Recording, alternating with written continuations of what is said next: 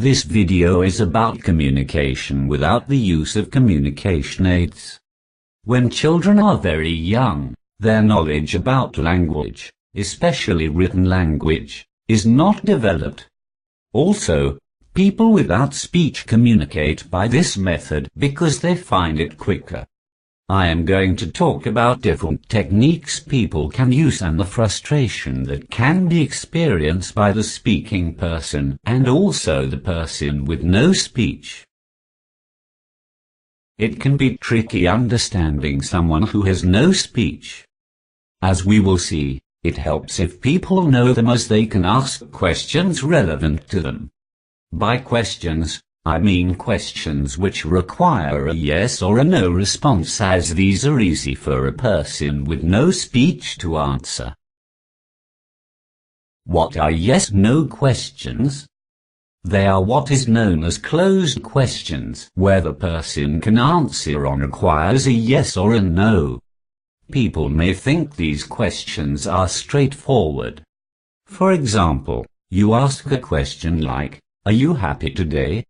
The person answers by saying no. You know exactly what the person means. However, you need to be careful with double negatives. If you ask, "Are you not happy?" and the person answered by saying no, you would not know what they mean by no. No, they're happy, or no, they are not happy. This type of question, called double negative questions, should be avoided when communicating with someone who responds with a yes or no answer. Closed questions can be useful if you want to drill down and find out more information. For example, if someone is in pain and you need to identify where it is, you can narrow it down and eliminate things. Also, this comes with an added bonus if the person can point in a general direction of the area where the pain is. Then the other person could say each body part in turn until they receive a yes indication to the correct one. You could then drill down more by asking what type of pain it is, then going through the types. This is a problem with this method. People cannot look at their back, so you need to ask if they can point to the area of pain, and if they say no, ask if the pain is behind them. If they say yes, start at the top of their body and work down.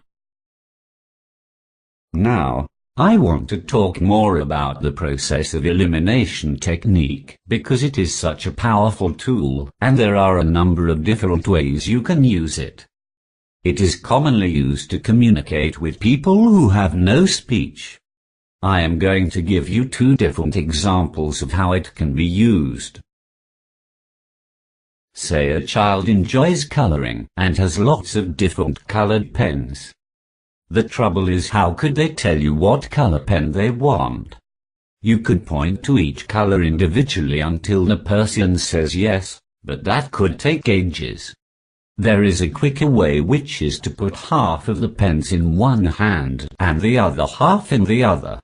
Then ask the person to indicate what hand the desired color is in. You can disregard the half that the pen is not in, and divide the half with the pen in two, and repeat the process. Eventually, you should end up with one pen in one hand and one in another. The child can then choose which one they want. Here is another example.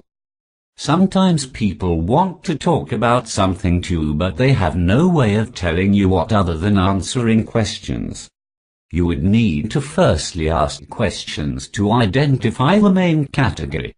So, you would say categories in turn until the person says yes.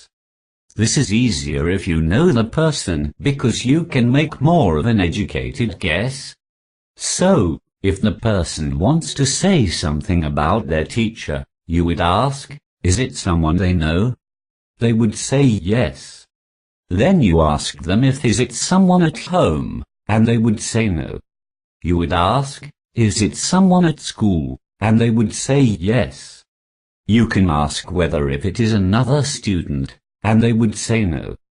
From that point on, you could probably go through the people slowly until they say yes.